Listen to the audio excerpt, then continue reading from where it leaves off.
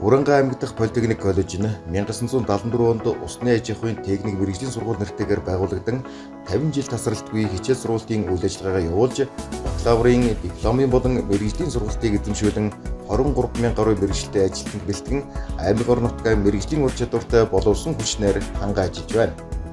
Манай сургууль нь 840 оюутны сургах хичээлийн байр, 300 оюутны 2 корпус бүхий дотор байр,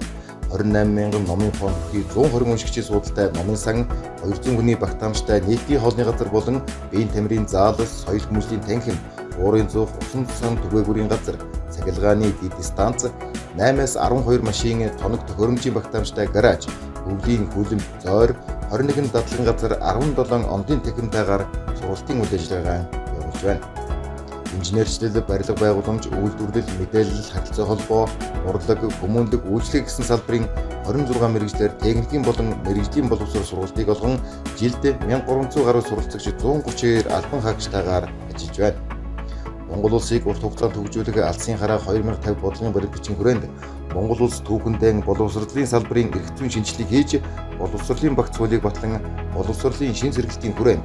хөтөлбөрийн шинжилгээ хийх, үр дүнд суурилсан санхүүжилтийн тогтолцоог бий болгох, багшийн хөгжлийг дэмжих, чанарын үнэлгээ хийх, менежментийн тогтолцоог сайжруулах, захим шилжилтийг хөгжүүлэх гэсэн 6 шинжилгээг үе шаттайгаар хэрэгжүүлээд байна. Хуулийн шинжилгээний хүрээнд сургалтын хөтөлбөр төлбөө шинжлэгдэн мэргэжлийн боловсрол сургалтын 2.5 жилийн хөтөлбөр 3 жил болж суралцагчдын үйлдвэрлэлээр дадлагжих хугацааг нэмэгдүүлснээр ажлын байртай төгсөгчийн тоо ахиж, ур чадвартай төгсөгчийг хөдөлмөрийн зах зээлд нийлүүлэх, мэргэжилтэй ажилтны үнцнийг нэмэгдүүлэх боломж бүрдэн ажиллаж байна. Өртөд суурилсан санхүүгийн тогтолцоо шилжснээр багш тагсралтгүй хөгжиж, суралцагчдыг эрхтгч суралцах, чанартай боловсрол эзэмших, тасарчгүй хөгжих боломжийг нээлээ.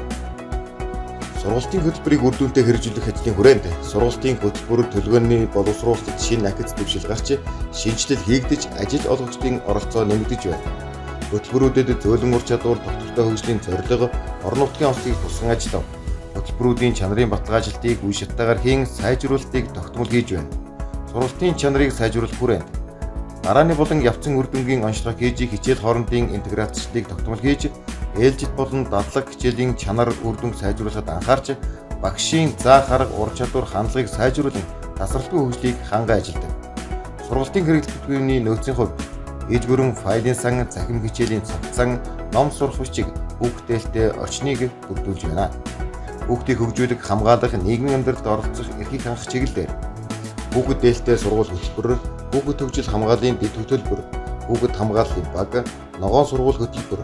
хүүхдийн өөрийн удирдлагын баг, зөвлөлт, төлөвүүд, эрүүл мэндийн үйлчилгээ, дотор байрын тогтчлт, хувь хүний ур чадвар, энтерпренершип боловсрол олгох, эцэг их асран хамгаалагчдын оролцоо хандлагыг нэмэгдүүлэн ажиллаж байна.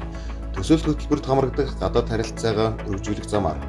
Азийн хөгжлийн банкны санхүүжилттэй хөдөлмөр эрхлэлтийг нэмэгдүүлэх төсөл, Туркийн хамтын ажиллагааг зохицуулах агентлаг ТИКА, Нэгдсэн улсны байгууллагын хүн амын сантай хамтын ажиллагаа, JICA болон KOICA олон улсын байгууллага, Японы хүүхдийн эвэг сан зэрэг төслүүд хөтөлбөрүүдийг хэрэгжүүлэн сургалтын орчноо сайжруулав.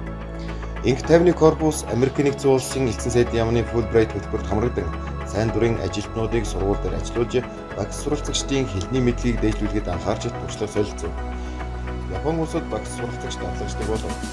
Бүгд найрамдах Солонгос улсын GATC сургалтын төв, дээгүүр сургууль, пандемик сургуулиудтай хамтран ажиллаж, харилцсан, туршлага солилцсон ажиллаж байна. Байгууллага магадлан итгэмжлүүлсэн, акс дэвшлийн үнэлгээнд хамрагдсан, дөрвөн хөтөлбөрөөр магадлан итгэмжлүүлсэн.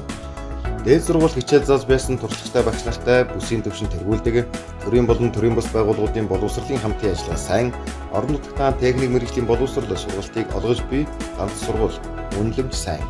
Суралцагчдад тэтгэлэг олгодог зэрэг олон давуу талуудыг дурдж байна.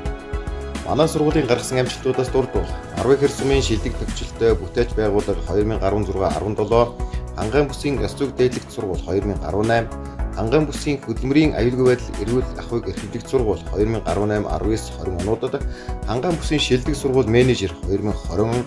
аймгийн хөгжлийн бэрхшээлтэй иргэдэд ээлтэй байгууллага 2018, төрийн өмчийг эзэмшүүлэх гэрээний үргэн хангалттай сайн биелүүлж, улсын үлгэр жишээ байгууллага 2019, 2020, 21, 22, 23 онуудад, хөдөлмөрийн аюулгүй байдал эрүүл ахуйг эрхэмлэгч үндэсний шилдэг 5 сургууль 2021 он, мэргэжлийн сургуулийн байгууллагуудын дунд зохион бүтээсэн урлагийн наадмууд дэд байр 2021 он, Энтерпренер 2022 нийгмийн хариуцлагыг хэрэгжүүлэгч бизнесийн түнш байгууллага, байгаль орчин хөдөө аж ахуйн ээлжтэй сургууль Алтан сарнай 2023 он олон улсын эко сургууль хөтөлбөрт хамрагдаж хүрэл гэргээ авсан зэрэг олон амжилтуудыг үзүүллээ.